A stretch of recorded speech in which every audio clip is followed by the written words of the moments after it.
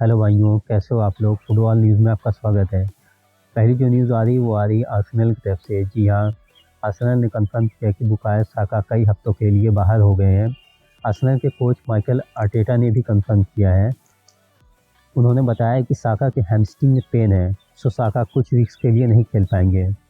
उसके साथ ही Raheem Sterling को भी नी इंजरी हो गई है, वो भी एटलीस्ट 2 से 3 हफ्तों के लिए नहीं खेल पाएंगे।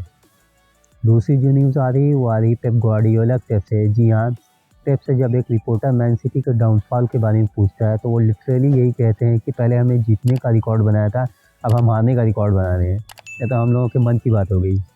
तीसरी जो न्यूज़ आ रही है वो आ रही है वैलेंसिया की तरफ से। जी हाँ, वैलेंसिया ने अपने कोच रूबेन ब्राजा को सस्पेंड कर दिया है, वो अब वैलेंसिया से अलग हो चुके हैं। वैलेंसिया इस टाइम ला लीगा में 19 नंबर पर है और रेलेगेशन जोन पर है। वैलेंसिया के 17 मैच में सिर्फ 12 पॉइंट्स हैं। अगली जो न्यूज़ आ रही है वो आ रही है मैन यूनाइटेड की तरफ से। जी हाँ, मैन यूनाइटेड के मिडफील्डर मेसन माउंट भी 1 से 2 महीने के लिए बाहर हो गए हैं। उनको हैमस्ट्रिंग में इंजरी हो गई है। अगली जो न्यूज़ आ रही है वो आ रही मार्कस रशफोर्ड की तरफ से। जी हाँ, द टाइम्स ने रिपोर्ट किया कि मैन यूनाइटेड बोर्ड ने रशफोर्ड का केस टोटली रूबेन अमोरिम के हाथ में दे दिया है और कोई भी अमोरिम के डिसीजन में इंटरफेयर नहीं कर रहा है। बता दें कि अमोरिम ने रशफोर्ड को पिछले कुछ दिनों से स्क्वाड में इंक्लूड तक नहीं किया है, खिलाने की बात तो दूर है। और मैनचेस्टर इवनिंग की रिपोर्ट है कि रशफोर्ड इसलिए मैन यूनाइटेड से नाराज़ हैं कि मैन यूनाइटेड बिना उनको इन्फॉर्म किए ही जो भी क्लब रशफोर्ड को बाई करना चाहते हैं उन्हें रिजेक्ट कर दे रहा है। अब देखते हैं आगे क्या होता है। ये मैन यूनाइटेड का प्रॉब्लम तो ख़त्म ही नहीं हो पा रहा है। अगली जो न्यूज़ आ रही है वो आ रही है अंसू फाटी की तरफ से। जी हाँ, अंसू फाटी ने क्रिसमस की छुट्टियों में ट्रेन करने के लिए बार्सिलोना से परमिशन मांगा है, मतलब वो छुट्टियों में घर नहीं जाएंगे। फाटी क्रिसमस हॉलीडे पर भी बार्सिलोना ग्राउंड में ट्रेन करते हुए दिखेंगे। वो जनवरी में बारका के प्लेइंग 11 में खेलना चाहते हैं।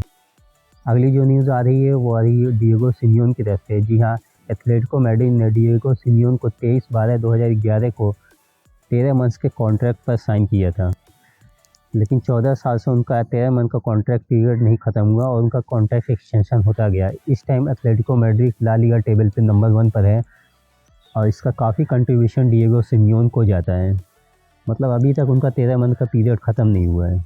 अब बात कर लेते हैं अचीवमेंट्स की।